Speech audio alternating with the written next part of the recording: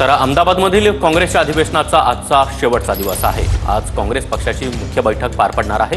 काँग्रेसचे सर्व खासदार, सरचिटणीस आणि एआयसीसीचे सदस्य देखील या बैठकीला उपस्थित असणार आहे। संघटनात्मक बांधणी, पक्ष विस्ताराबाबत या बैठकीमध्ये मार्गदर्शन देखील होणार आहे। या संदर्भात थेट अहमदाबादमधून आमचे प्रतिनिधी संदीप राजगुळकर आपल्यासोबत जोडले गेलेले आहेत। संदीप, आज महत्त्वाचा आणि अधिवेशनाचा शेवटचा दिवस आहे। काय काय आहे या बैठकीमध्ये, कुठल्या कुठल्या महत्त्वाच्या बैठका होणार आहेत? अगदी काही वेळातच या अधिवेशनाच्या दुसऱ्या दिवसाचं जे कामकाज आहे त्याला सुरुवात होणार आहे। मी सुरुवातीलाही थेट दृश्य दाखवतोय अहमदाबादमधली राष्ट्र सेवा दलामार्फत काही वेळातच ध्वजारोहण जे आहे ते केलं जाणार आहे। मानवंदना देखील राष्ट्रीय अध्यक्ष मल्लिकार्जुन खरगे जे आहेत त्यांना दिली जाणार आहे। आणि समोर आपण पाहतोय हे सगळे गणवेशामध्ये सगळे राष्ट्र सेवा दलाचे कार्यकर्ते जे आहेत ते या ठिकाणी उपस्थित आहेत। माझ्यासोबत बोलण्यासाठी सतेज पाटील आहेत, माजी मंत्री, काँग्रेसचे नेते। कसा होता आजचा दुसरा दिवस आहे? अत्यंत उत्साहाचं वातावरण आहे।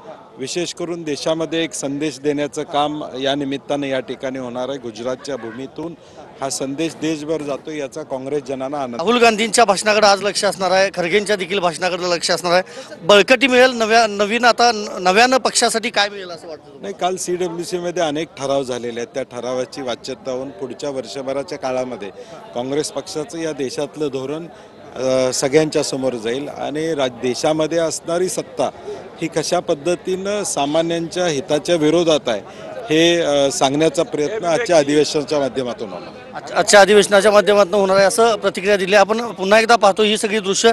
काही वेळातच सागर राष्ट्रसेवा दलामार्फत ही मानवंदना दिली जाईल। पण आता दुसरीकडे मी ज्या ठिकाणी ज्या हॉलमध्ये हा सगळा कार्यक्रम होणार आहे तिथली थेट दृश्य दाखवतो, कारण देशभरातली सागर जवळपास 2000 कार्यकर्ते जे आहेत, पदाधिकारी जे आहेत काँग्रेसचे, ते या ठिकाणी दाखल होणार आहेत। आपण पाहतोय प्रचंड गरमी आहे सध्या खरं तर अहमदाबादमध्ये, आणि त्यामुळं वातानुकूलित भव्य असा हा मंडप उभारण्यात आलेला आहे। या ठिकाणी सगळे नेते जे आहेत ते काही वेळातच दाखल होतील आणि देशभरातले म्हणजे काश्मीरपासून कन्याकुमारीपर्यंतचे काँग्रेसचे पदाधिकारी, कार्यकर्ते जे आहेत ते सगळे या बैठकीसाठी आता उपस्थित असणार आहेत।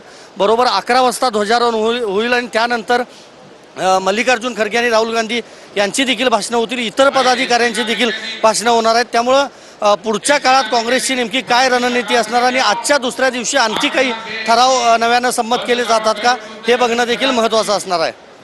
नक्कीच संदीप, त्यामुळे अधिवेशनाच्या या दुसऱ्या दिवसाकडे आपलं लक्ष असणार आहे। धन्यवाद या माहितीसाठी।